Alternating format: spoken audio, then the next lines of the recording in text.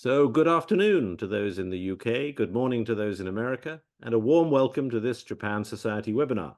I am Bill Emmott, and I have the honor of chairing the Japan Society. Thank you to all of you for your support for the Society. Today, we're going to be discussing the future of Japan's economy and society, and assessing whether there could soon be a new wave of entrepreneurship analogous to the one that so transformed Japan in the 1950s and 1960s. We're discussing that both because it is important and because our special guest today, Richard Katz, has published a new book highlighting this possibility and advocating reforms that could accelerate this process.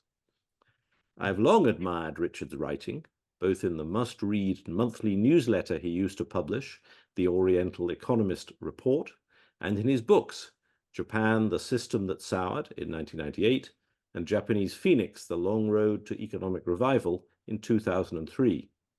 Richard is now a senior fellow at the Carnegie Council for Ethics and International Affairs, as well as a special correspondent for Weekly Toyo Keizai. He has a free blog on Substack called Japan Economy Watch. Most importantly, his new book is this: A Contest for Japan's Economic Future, Entrepreneurs versus Corporate Giants. And I can highly recommend it, especially as I am a bit of a data nerd, for its excellent use of comparative data, both historically and internationally.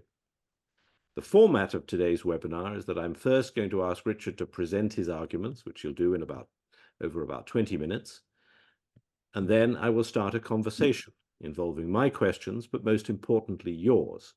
So please do submit questions at any time using the Q&A function at the bottom of your screen, and feel free to vote for other people's questions to bring them more quickly to my attention. So Richard Katz, welcome to the Japan Society of the UK.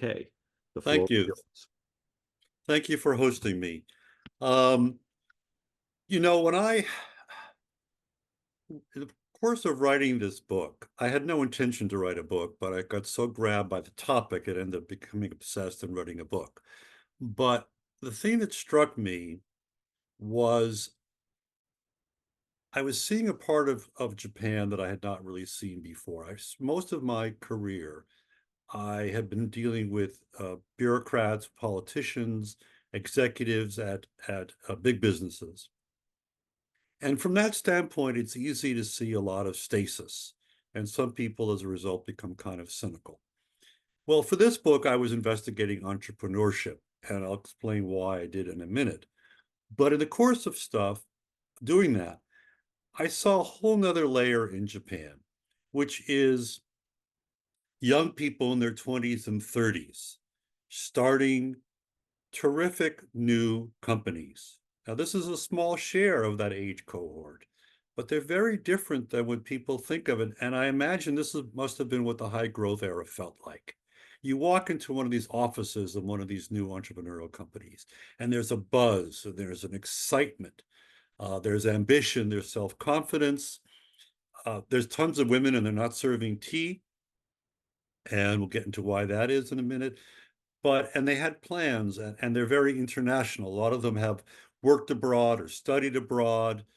It's actually very interesting how many of them have a global experience. And if we have time, I'll tell you some stories about that. But it gave me this sense that underneath what looks like a surface of stasis, and at the societal level, not at the big political level, the societal level, there's a lot of stuff going on. So one is generational change. And the other thing that really struck me, among the many things that struck me, but what I talk about today, is the power of technology to alter the social balances and the political balances within society. People think of technology as an economic impact, which it is, but it also has tremendous impact on politics. And the impact it's having now, which I'll get into, is increasing the potential power of the startups, the entrepreneurs, while decreasing the stranglehold on Japan of the big corporate giants.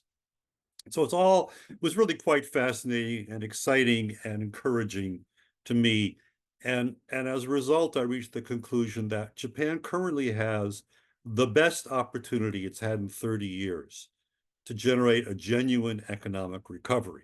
Now, Japan does a habit of never missing an opportunity to miss an opportunity, but there's a greater probability at this time they're going to grab the opportunity. And the contest is between the forces that are trying to do that and the both personal forces and sociological and economic and technological forces that resist that. So first of all, why even look at entrepreneurship in the first place? Why do we care?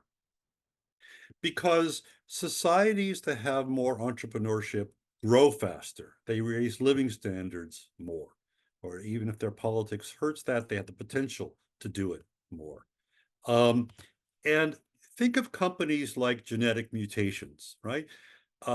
Every new company is an experiment, and most fail. But the ones that succeed, like the automobile or electricity, can change the world, right?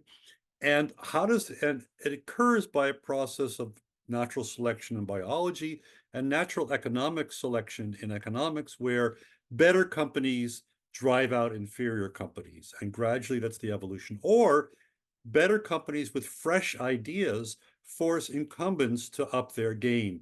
For example, had Tesla not existed, I doubt that the big legacy automakers would be moving as fast on electric vehicles as they are, with the exception of a lot of the Japanese companies who are still resisting. Now, so Japan, like every other society, needs entrepreneurs. And so the question, but on the other hand, it really lags. If you look at the number of people who start their own companies with non-family employees, the share of males, and I look at males because the gender discrimination is so bad, it would skew the overall result. But Japan comes last in the lowest percentage. So while Japan desperately needs entrepreneurship, its institutions have suppressed them. Now, this is not always the case. And some people will say, oh, it's culture, Japanese culture. They're against risk-taking, they're against entrepreneurship, they're for conformism. But if that were true, you never would have had the effervescence, the explosion economically of the Meiji Restoration era, the Meiji era, nor the high growth era after World War II. So it is not a cultural issue. It's, in my view, it's an institutional issue. So what I see is trends that are moving to erase some of the big blockages that have existed till now to entrepreneurship. Now, one thing to be clear, when I say entrepreneur, a lot of people think what I mean is a Silicon Valley type of company that's going to disrupt things or grow to a giant on the stock market, et cetera. But that's only a very small share of entrepreneurship. In the US, there are 2,000 high-tech companies in Silicon Valley. But overall, in what the OECD counts as high growth, small and medium companies, in the US, there are 50,000. 20,000 in many of the European countries. In Korea, we don't know the number for Japan because they don't measure it, which itself is telling, right? Now, one of the biggest blockages is how do you hire people? You couldn't, under the lifetime employment system, to leave a big prestigious company to go to a startup. If that company fails, as most do, you won't be able to get that job back or probably any other kind of lucrative job back. But what's changed now is that more and more young people and even older people are much more willing to take a chance either creating a startup. And I'm talking about people who wouldn't have done it 10 years ago, graduates of the most prestigious universities, University of Tokyo and Keio and Waseda and these kind of institutions. And more people are willing to work for them. Now, we're not talking about the majority of younger people who become more scared, more insecure, more conservative, but among the best and the brightest, let's say the top 10, 15%. And the statistics show this. You've also got people who are middle-aged who want to work for a startup. Now, why do they want to do that? Well, I asked someone who'd hired a bunch, and they said, well, my kids are now out of school. I don't have the financial obligations. And this is my last time in my life to do something interesting in my career. I want to build something. So the idea of self-fulfillment has become a big notion, a big buzzword in Japan. We're not all about, our social responsibilities. We're also about fulfillment. So as a result, companies can hire bigger people. So I met one guy, he started a firm, kind of like an Uber for parcel delivery before Uber even existed. He started it 1 year out of Keio University. And it was a great idea. and his company raised the money, the company was taking off. Problem was, he had 40% turnover rate every year. 40% of his information technology professionals would leave the company. It was very highly centered on digital technology with a website. You can't go on like that. He had no idea how to deal with it. Well, what he did is he hired a bunch of veterans, by which he meant 30-year-old people in their 30s, who had worked for a bigger firm. So they knew how a business was run. He had no idea how to run a business. He only had strategic vision, but no knowledge of nuts and bolts. And these are people from human resources who said, well, you're talking to people wrong. You're talking about making money. They didn't join you to make money. Sure, they want to make money, but they also want to have a mission. They also want to make Japan better. Talk about the mission. He didn't know that that's what he should do. And these guys did. And so he could hire them easily. And within a year, they'd solve the problem. All these women I've met who worked for traditional companies and then realized they were never going to be promoted to where they ought to have been, and people didn't care, so they joined a startup because then they knew they could get advancement, they could be part of management. And so what's a tragedy for Japan and women in Japan as a whole has been a godsend to entrepreneurs and hiring people. So that's one thing, the ability to hire people. The second thing is access to customers. So that's a generational change in attitudes. People who wouldn't take a chance before now do. The second is a technology side. So there are two areas. One is, how do you find customers? When Japan was dominated by the distribution system, as it still is, the incumbents were the gatekeepers. They would keep newcomers out. You couldn't even see your products on the shelves or your services. Well, e-commerce has changed all of this. People can bypass it to sell their goods on internet malls like Rakuten or Amazon, whatever. Last year, 57,000 SMEs, small and medium enterprises, sold about 6 trillion yen. That's about $60 billion worth of products, services, and goods on Rakuten alone, not to mention all the other ones. And these companies have grown 5-fold, 10-fold, whatever, more than they could grow when they were brick and mortar operations. But the other side is the big companies don't really understand technology. Today's giants grew up in the analog era. They think in those terms. And a list of 64 countries of their adeptness in digital technology by a metric they call digital agility of businesses, which is for every dollar they invest, how much does the company benefit in better sales and profits and productivity? So it's not only about how much you invest in it, it's how much bang for the buck. Japan, out of 64, Japan came in 64th. Despite tremendous scores on math and science, whatever, they're not using their people right. They have old thinking about digital technology. Well, there's all kinds of new companies arising that understand it, and these are startups. And so now Toyota knows it needs to master this to be competitive in today's era, when maybe 20% of a car's value now is electronics and digital and the hardware that around it. So now Toyota has more first-tier suppliers who are digital firms than hardware part suppliers. And these companies do not join the Toyota group. They remain independent. They sell to other companies besides Toyota, or they collaborate with them, including Toyota's competitors. So companies need to partner with them. So some companies, startups will be challenging, disrupting incumbents. Some will be partnering them. But it changes the whole political balance there. Now, there are some obstacles that remain, and I'm going to go through two. One, the biggest remaining obstacle is finance, which is, that's why they call it capitalism. It's about capital. If you haven't got the capital, you can't start the company. Well, Japan's financial system is geared around supporting incumbents, whether they be the big giants at the top or these zombie companies that they can't let fail because it's kind of a disguised unemployment, disguised welfare system. Japan has not made it safe to have creative destruction. And so, which is another obstacle to this. Companies need to rise and fail. It has to be safe to do so. The individuals need to be protected.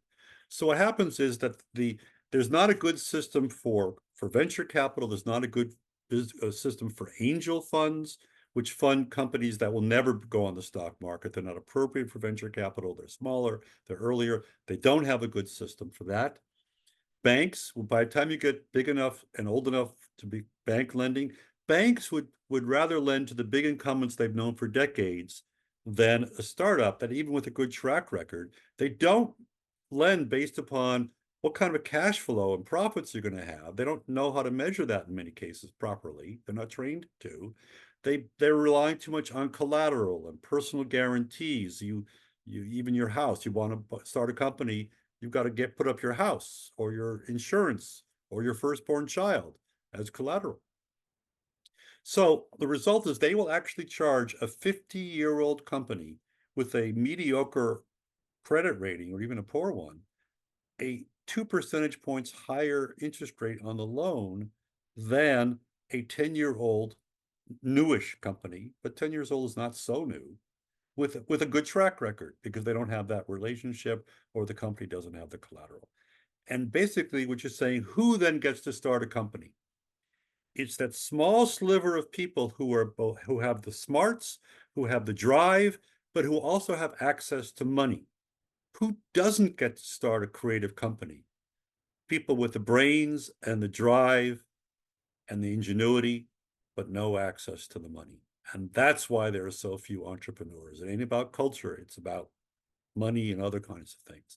Now, so we have these positive trends, but while they're fascinating and they have a lot of potential, my view is in order for Japan to succeed, for these trends to reach critical mass, big enough to really help spawn overall recovery, the positive trends need to be amplified by government policy. And this is the other area where Japan falls down. Oh, they're full of tremendous rhetoric about, we're going to create 100,000 new startups in the next 3 years by 2027. And we're going to have tenfold financing for venture capitals. We're going to have, 100 unicorns, blah, blah, blah, blah, blah. But there's no measures to turn that rhetoric into reality. Kishida came out with a tax break for angel funds. And it's just designed so poorly, no one's going to use it. The French came out with one which is done brilliantly in helping France create a startup culture. France was once considered, only a quarter of a century ago, just as anti-entrepreneurial as Japan is thought of today. In fact, it is alleged, it's a false story, but it's a good story, that George W. Bush had said France is so anti-entrepreneurial, they don't even have a word for it in their language. Now, it's the kind of thing that George Bush might have said, but in fact, he did not say it. But they did this angel tax, well-designed with angel funds and stuff, and you got tons of unicorns and startups, et cetera. I mean, it really turned things around. And it could have been done in Japan if they had done it right. They didn't, and we'll get into why. But just one other quick example. Companies, even non-high-tech companies, because most startups are not high-tech companies, but even they do a lot of R&D, research and development, and the ones that do grow faster.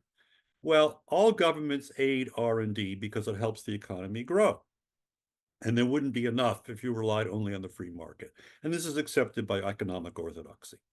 Well, in Japan, 92% of all the government's aid to R&D goes to large companies who are cash rich and don't need the money. It should be going to the newer startups. That's the worst record in the OECD. And so the government has got to turn this around. There are reasons and political pressures which will, I think, help push Japan in that direction. One is they're not going to be able to grow without it. And that's creating more and more dissatisfaction in society. The Liberal Democratic Party stays in power not because people like it, but because the opposition is feckless, and fewer people even bother to vote in each passing election. And we'll see what happens in the next one. So the opportunity is there. Whether Japan will grab that opportunity, I don't know. That's why it's called the contest. We don't know who's going to win the contest. But the odds that Japan could do the right thing, could do the contest, that these political forces will impel things to happen, are much larger than they have been in the past generation. And so I would I'm very cautiously hopeful, and I'm not sure whether the caution or the hope is the stronger of the two, but I'm a hopeful kind of guy anyway. So Japan can do it, and I would be ashamed if it didn't. So let me stop there, and I think I'm exactly 20 minutes, and turn Great, it over. Rick. Thank you very, very much. We've already got some questions coming in, so you've set the juices flowing, and I encourage members of the audience to submit any questions at any time. But I'm going to selfishly start with a couple of my own. I mean, the first one is really about the vested interests that stand in the way. You write in your book about the way in which the Keidan Ren and other vested interests, I mean, that's not only the Keidan Ren, have blocked change in all sorts of levels, labor market reform, some of that financial reform that you said, while at the same time, companies like Rakuten have set up a rival association, the Japan Association for the New Economy. So there's a contest between like different ideas about the future. How is that going, and what can happen to really make the Keidan Ren weaker and the new economy people stronger? Well, for Keidan in specific, there's actually a wonderful piece on this by Influence Map, an organization that does political things. You know, Keidan Ren really represents about 30% of Yeah. the economy in terms of the sectors. That they represent a lot of old sectors, and it has all kinds of them. They really don't represent the entire economy, particularly the service sector, which is very, very inefficient in Japan, and it could be much, much more efficient. But I think the thing is that all too often we think of Japanese institutions as monolithic, whether it be the big businesses or it be a bureaucracy, or I mean, they do have a one-party democracy, which one-party states don't do well once you hit a certain modern. Japan is the only democracy left that's really a one-party dominant democracy, and that's a problem. But the example I meant of Toyota, of hiring working with these technology companies because they've mastered knowledge Toyota doesn't have. And so that means that some companies will benefit by the growth of these startups. Some companies will be hurt by the growth of these startups. Different divisions within Toyota will have differences. I met a guy who was sent to Silicon Valley to find Silicon Valley companies to partner with, an Asahi Glass company, and they partner with people who they produce a lot of the glass for cell phones, but they don't make the pixels that make the cell phone work, but they make the very specialized glass. They work with them. And this guy's finding partners. But yet the R&D department back home will say, you didn't need to find a partner. We can do it ourselves. And he says, no, you can't. So he's got to find the people in the company that will support him. He's got to be a politician as well. And so you get these divisions. The same thing is going on inside the labor movement of those who regular workers who want to ally with the non-regulars versus not. So a lot of within the bureaucracy, you meet people who really take seriously their mission of helping the nation rather than just sort of going about drudge-like doing their job or being status quo oriented. And so I think there are a lot of fissures growing within these vested interests and between one vested interest and another. And that creates an opening. Yeah, no, I think that's right. I mean, I think the second question, I'll come on to some of the questions that have been said in a second, but my second question is, in a way, that what you're talking about so interestingly and passionately is that there are movements going. They're not blocked.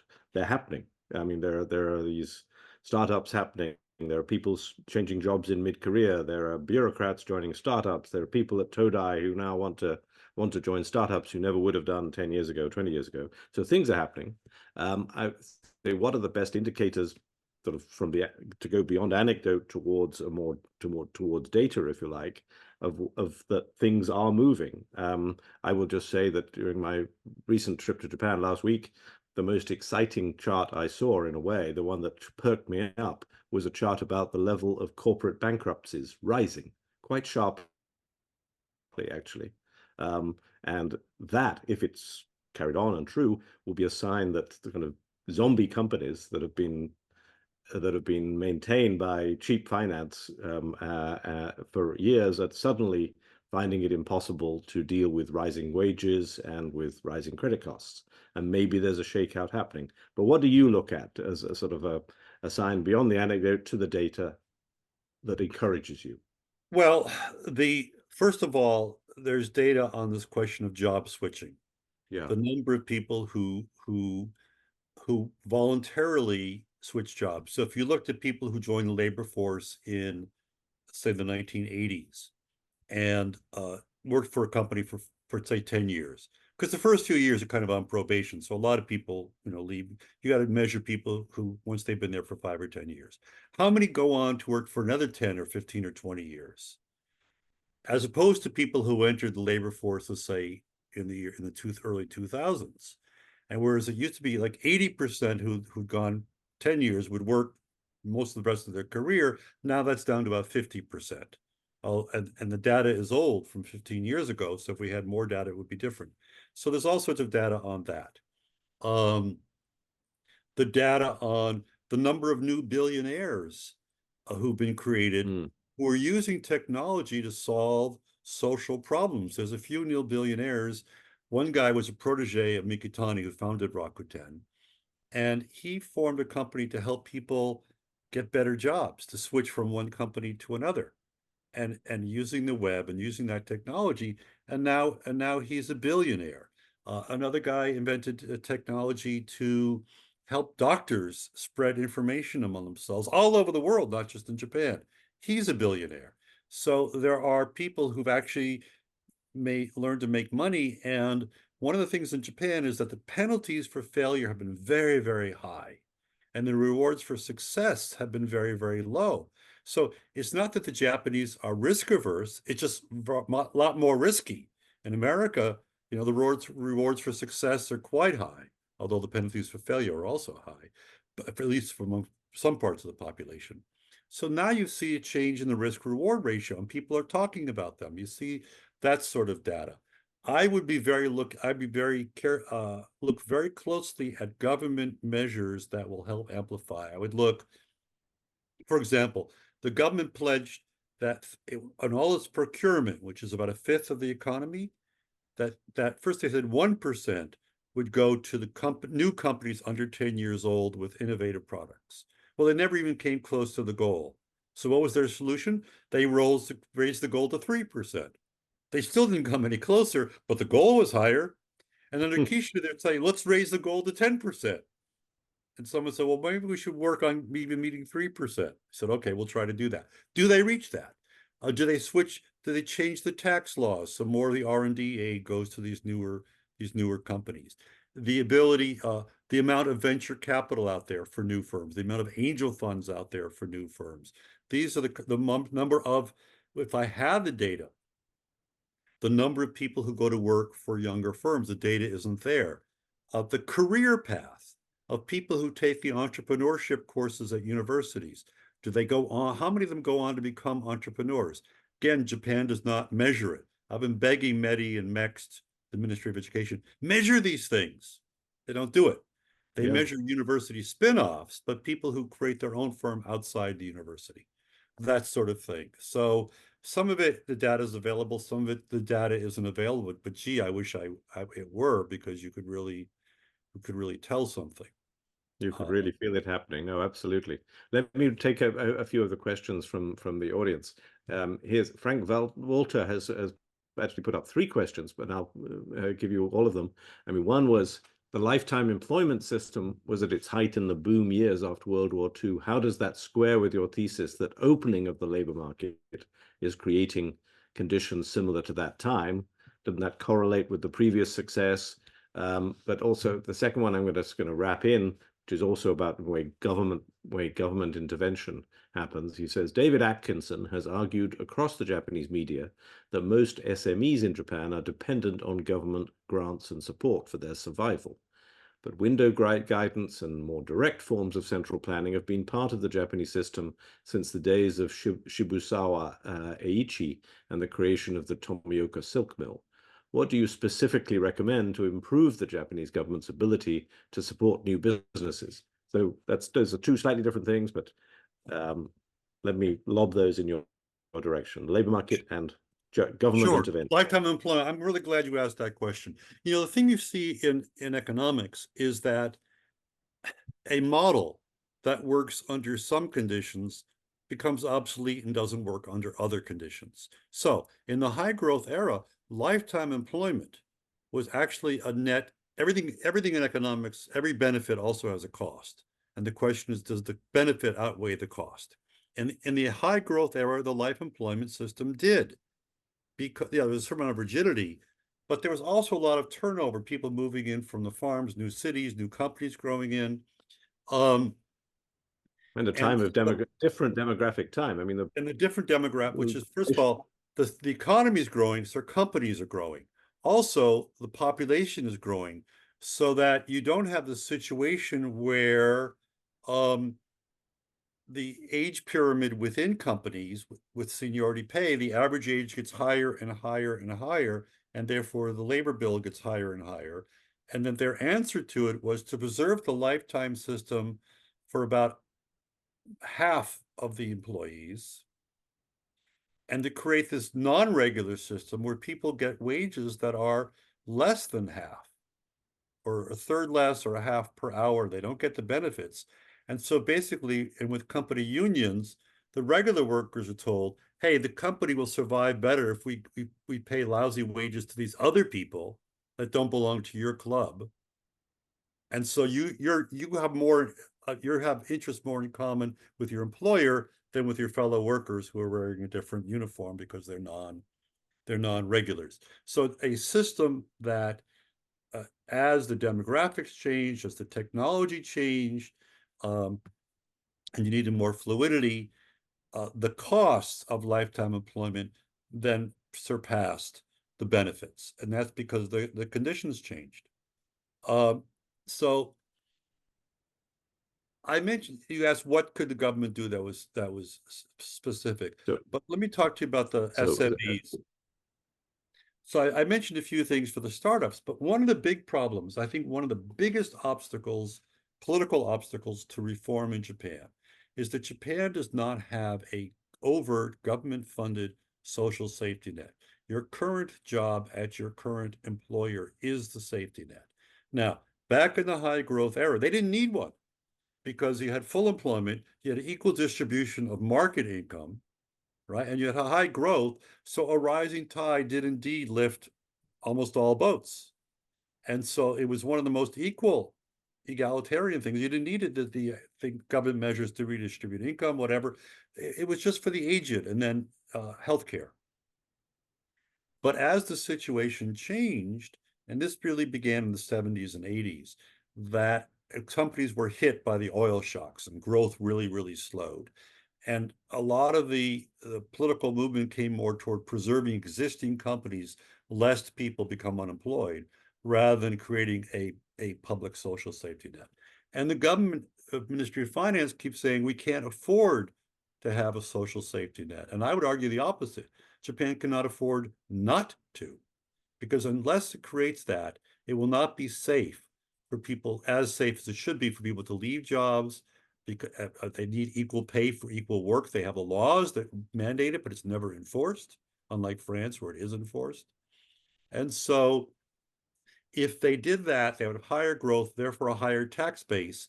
That's what would actually help the budget situation, never mind the living standards of people. So aside from some of the specific measures that help entrepreneurs in particular, the biggest thing that Japan could do for overall growth is enforce equal wages for equal pay for equal work, enforce those laws between regulars and non-regulars and men and women, but also create a social safety net so that you don't have to preserve zombie companies in order to protect the individuals.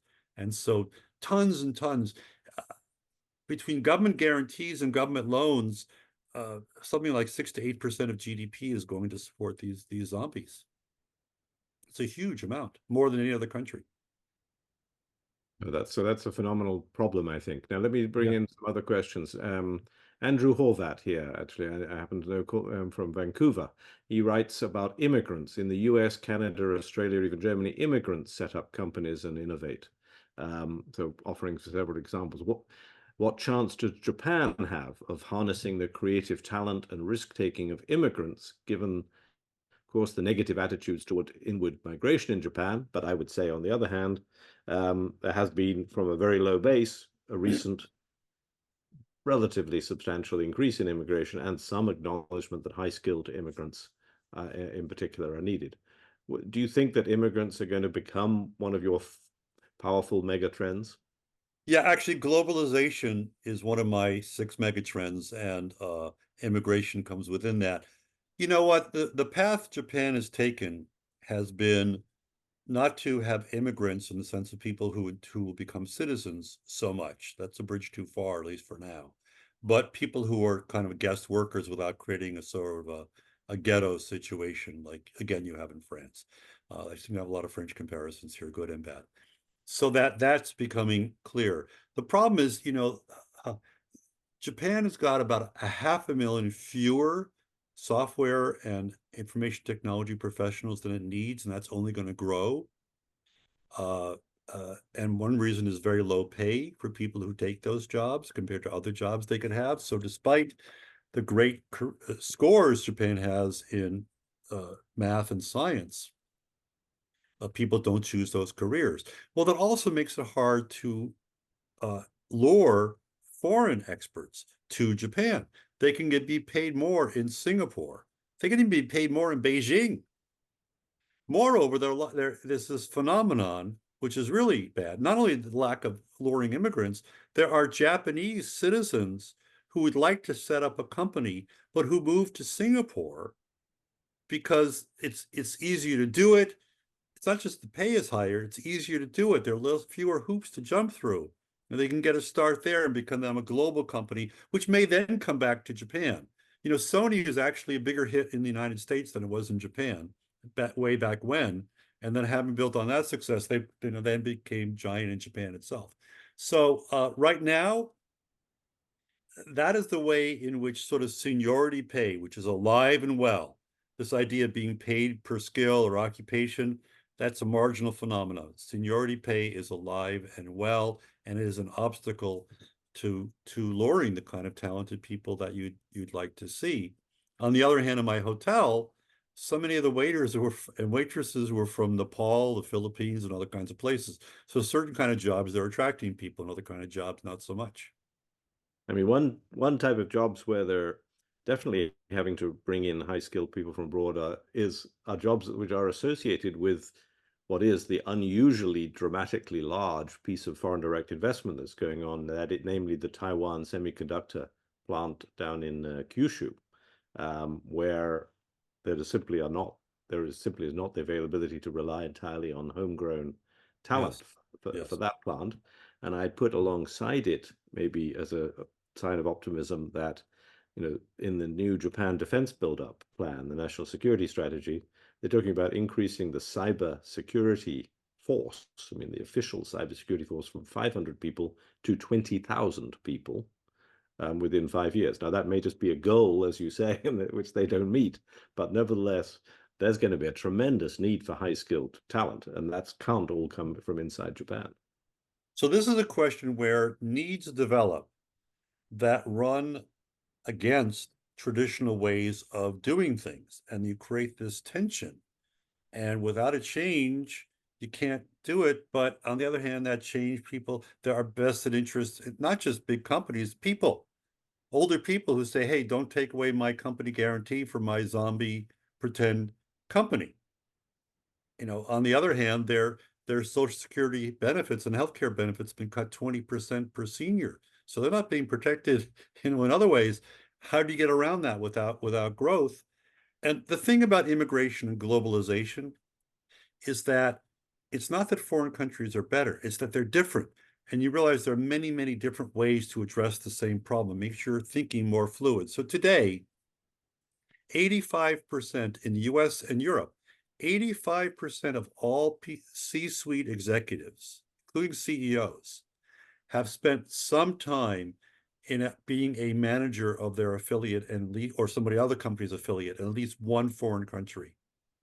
And those 85%, and those that have had that experience do better for the firm, not only in their global operations, but even their domestic operations, because they now realize there are many boxes to think inside of. Don't have to think inside one box or even outside that box. Look for some more boxes, right? In Japan, it's the other way around. Only 15% have that experience. It's no accident that so many of the entrepreneurs that I met had experience either in school or jobs or something outside. And even the idea that they could found their own company came because they went to Stanford and someone said, great idea. Don't look for a company to work for, create your own. And he did. Yes, yes. No, I think that's right. I did a book called on women in Japan called Japan's Far More Female Future, as many listeners will know. And I have to say, I found among the female entrepreneurs, a disproportionate number of them came from families where their parents, one or both of their parents, had been running businesses. Yeah. Exactly that sort of, or they'd gone to Stanford or MIT or something for a period and got some inspiration there. You're absolutely right that's there. Now, one thing that I liked, it very much resonated with me in the book, was about your point about cultural values, that culture really is a consequence, not a cause, that what we see as culture is a very dubious form of explanation for why things happen. But and in particular, you looked at the kind of the varying degrees in which Confucianism in Japan was considered to be a source of strength, and then a blame for failure. Seemingly the same philosophy. And I very much agreed with that. You also look at comparisons with other countries in entrepreneurship, and you acknowledge that there are some issues with entrepreneurship in the United States. And Peter Lerner has popped in a question here asking this. He says the US also suffers from a lack of creative destruction in an increasingly large swathe of the economy. Some 3/4 of industrial manufacturing is said to be oligopolistic and ossified. A new book has been excerpted in this past weekend's Wall Street Journal that says that. I guess my question, supplementing Peter's, is: do you agree with that famously entrepreneurial US actually isn't as entrepreneurial as it's made out to be? But secondly, he asks, do any of your recommendations for Japan also apply to the US? Yeah, it's a mixed bag. I mean, because the US has both. It has this oligopolization in certain sectors, and then in other sectors, there's lots of entrepreneurship. Generally, where you have more rapid technological change tends to be the sectors where there's more chance for entrepreneurial companies to get ahead and challenge the incumbents and replace them, whatever. Where there's slower technological change or the initial capital costs are very, very high, there's less.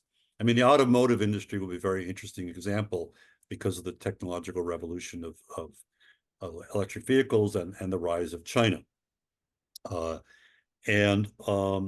So that is the case. But one very interesting case, that relates to entrepreneurship because of this cultural thing.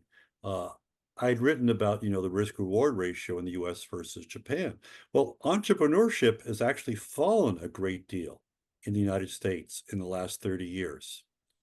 And people don't know this, but it's fallen a great deal. There's a number of people who start their own companies with non-family employees, and the growth maybe 20 employees to 100 or from 50 to 500, whatever. And one of the biggest reasons for that is student debt. So this huge, when I went to college, I paid almost nothing because, after Sputnik, there were tons of scholarship money around. So I went to Columbia, which I couldn't have afforded because of that scholarship money. And thank you very much, everybody who gave it to me. But now you don't have it. You can't take the risk of starting a firm that's going to fail or working for a firm that's going to fail, or it's harder to do so. And the Federal Reserve did a study of this. It took them to 2015 to figure it out, but they did. And there's an absolute clear correlation and very dramatic between the amount of debt people have and the percentage which go on to create their own companies, even if they wanted to, because you got to pay that bill. Now, there's other ways to fund education. Australia apparently has a system which is sort of related to the income you're having. So if you lose your job, et cetera, there's ways to deal with this. But what it tells me is that cultures last for a long time, but how cultures manifest themselves in behavior, that's quite malleable. And so I say, what's Chinese culture? Is it mainland China? Is it Taiwan? Or is it Mao's China or Deng's China? No, let alone Korea. Is it this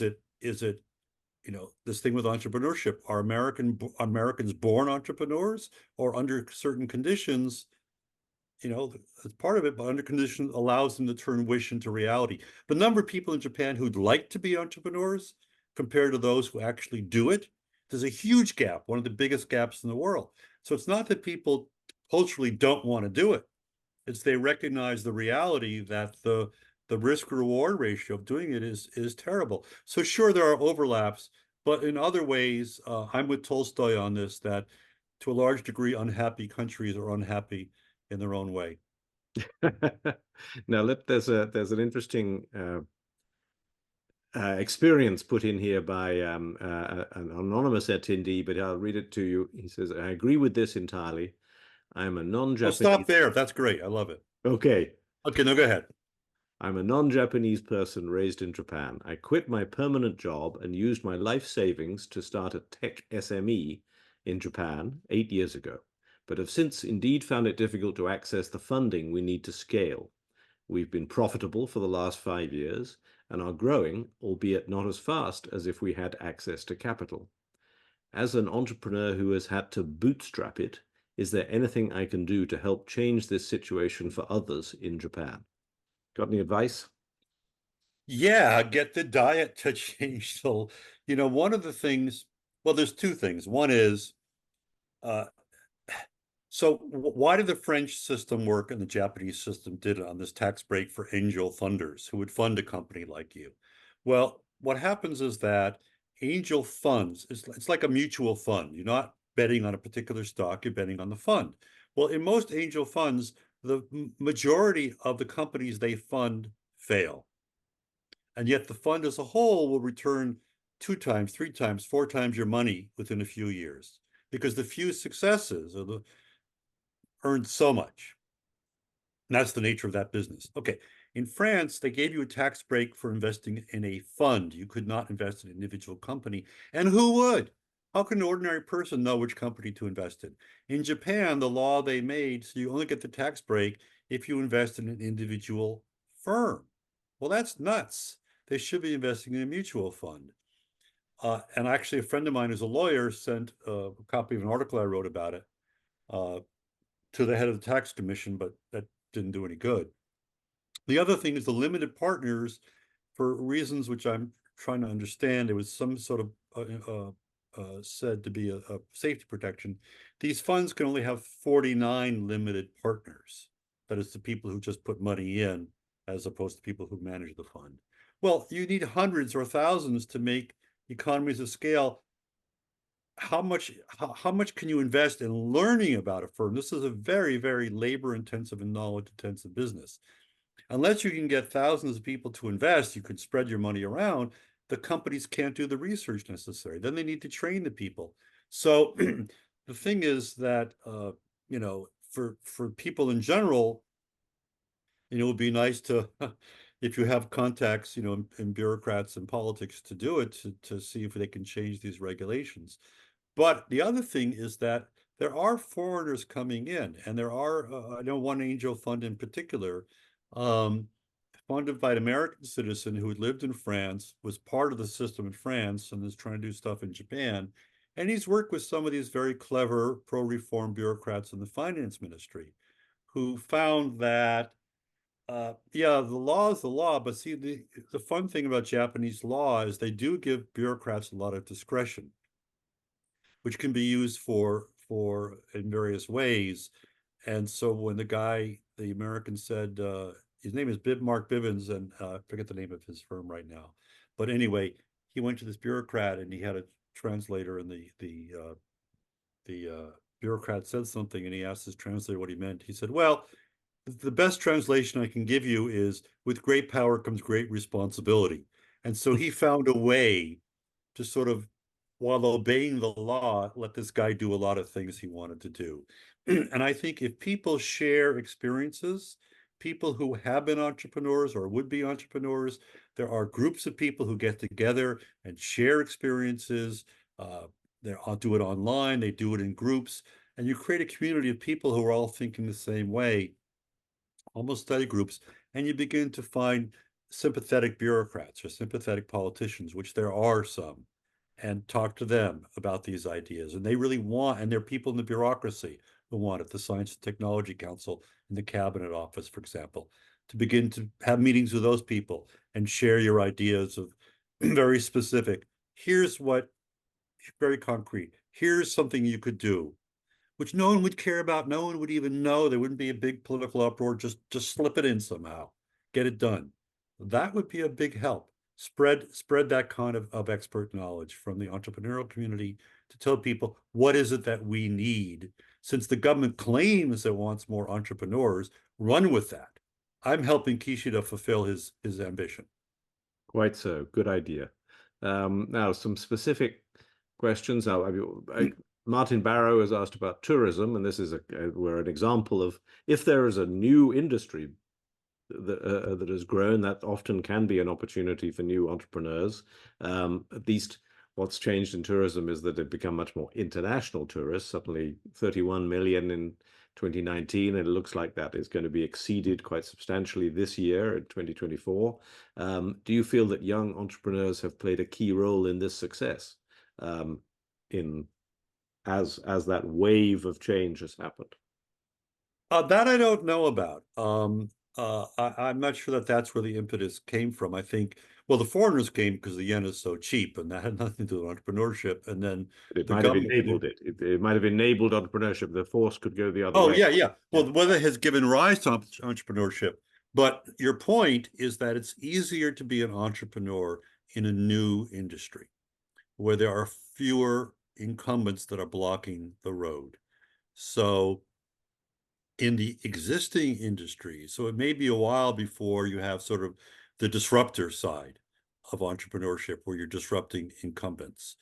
But there's an awful lot of what's called open innovation, which is that partnership between incumbent companies and newer companies, or even among incumbent companies themselves, because today's technology is so complex. One firm cannot master it all. I used the example of Toyota. And other companies have tried it. Just because you want to do it doesn't mean you can do it. It's easy to do. It may not be in your DNA. But the other way in which entrepreneurs can succeed is actually while retaining their independence and their ability to work with anybody, not being a subcontractor, not being a servant to the giant, but by partnering with them, introducing new ideas, shaking things up. That is a way of sort of disrupting from within. And so it's not a direct challenge, as you would find, in some other countries. But that is part of the snowballing process that will lead to more entrepreneurship. Another question here asks, is the unusually large concentration of population and economic activity in the metro Tokyo area, is that an advantage or a disadvantage in this transformation? I mean, we mostly tend to think that cities are very hotbeds, I mean, crucibles for creativity and entrepreneurship. But is that your experience? And Tokyo has been big for quite a long time. The concentration is growing, however. How do you see that? I'm not sure. It's a really interesting question. Just two quick observations. One is, relative to the cities and the prefectures, the national government has a lot of power. But Governor Koike is saying she wants to do things to promote entrepreneurship, whether it's real or more rhetoric is something I've only begun to look at. But the other thing, which is very, very interesting, is the entrepreneurial culture in Kyoto seems to be very different from that in Tokyo. And I'm one of these fans of, let 100 flowers bloom, that there's not just one model. All countries need entrepreneurship, but how do you get from here to there? And the type of entrepreneurship that there's a wide variety, and you can have many of them at the same time. You have creative tension from each other. They learn from each other. And so I haven't really looked at it. There's some stuff going on in Fukuoka. I mean, you can't do everything. So maybe there'll be another book, hopefully not. I'm too tired, but at least for now. But I think so I don't have a good answer to I don't have an answer to your question, but that's just a few observations I have. But the Very, question would be whether the governor uses what limited power she has to help things. For example, as Tokyo procures stuff, does it seek out newer companies to buy from? That would be one way in which a governor could do things without needing the permission of the national government. another question here really is about the data that you, just as an add-on before Andrew Horvath's asked another here, follow up to the earlier question about foreigners. Are there statistics? Do you have statistics regarding the increase in the numbers of female entrepreneurs in Japan? Are female entrepreneurs contributing significantly at this stage to the economy, or do they mainly just attract attention because they're different? Well, here you get into one of the tragedies of publishing. You know, I'm a journalist, and so I'm used to writing something and having it published, 30 minutes later, well, or 3 days later, one of those exaggerations. But I finished most of the work. I don't want to tell you how many years, I finished most of the work like, 3 years ago. And then it took me time to find an agent. And then it took the agent time to find a publisher. And then it took publisher forever to get it out. And so the data I have on it is old. I haven't looked at it since, but the number of female entrepreneurs is horribly low. There are a lot of women who go to work for an entrepreneurial company, and maybe some of them will end up starting their own company. But typically, in every country, the people who most entrepreneurs are between age 27 and 43. They're people who worked at a bigger company long enough to have an idea of how to run a business, but they're not so old as to lose their energy and their dynamism and their ambition. So the problem is that the people who a lot of entrepreneurs have risen in a company that become a subsection manager or a section manager or more. Women don't get those positions until much, much later in their career. And by the time they get, not only do fewer women get them, but they get them much, much later, given the same level of education and whatever. And so by the time they get it and they know enough about it, they may no longer have that energy. Also, banks don't want to lend to newcomers altogether, but they really don't want to lend to women newcomers. So the obstacles are gigantic. So what you see is not women. There are some women who start their companies, but the gender gap is just gigantic. It's more the case of women joining these entrepreneurs.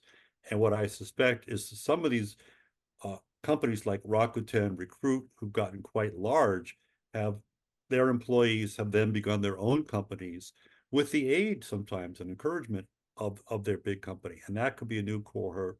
And it may be those women who, after they've had some experience at a company like that, who then go on to do that. But I think that's for the future. I have my data from there is, 5 years old. And so I have not looked at it since then, but I'd be surprised if they were a big change. Pleasantly surprised. My guess that's right. I think if I don't think the number has gone up tremendously. I mean, the chart is going in the right direction, but from a very low base. And from the latest data I've seen on that, and after all, if male entrepreneurs find it difficult to get finance, how difficult do you think it is for a female entrepreneur? I mean, even more difficult. So that problem gets in the way. Let's just a final question has been asked, which I think is a nice wrap up because it brings us back to that globalization, internationalization question. David Ambrose has asked, I wonder how Richard views the appetite nowadays among younger Japanese for internationalization. I would just add as a rider to that, that one thing that has been clear among big businesses is that actually in many cases fewer of their people are being sent for at least study abroad, whereas more bureaucrats seem to go abroad, but fewer businesses send people to do MBAs in New York or in London or wherever. But the key issue is about young people and the new generation, and your hope is very much on the changing generations. But how do you see and some of those bureaucrats who do go abroad, they come back and they leave the ministries. Yes. Some of them to join startups because they Yes. know something about how to run a business. I think you can't look on the younger generation as a single phenomenon. I think there's a big bifurcation within them.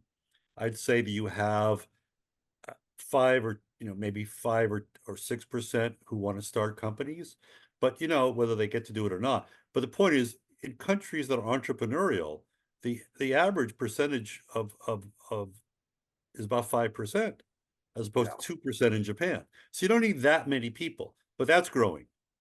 And then you need that 10 or 50% who are willing to work for them. So that's occurring. But that is really the most educated, the best and the brightest among them, who have confidence in their own skills, particularly in occupations where there's a shortage. Some of them will join a company and then go 5 years later because they want a variety of companies. I know stories there. On the other hand, you have the majority of people who are even more cautious than ever because they want to see if they can grab the good job and not be stuck in non-regular work for the rest of their lives, which means also they're probably unlikely to get married. The marriage rate among non-regulars is terrible.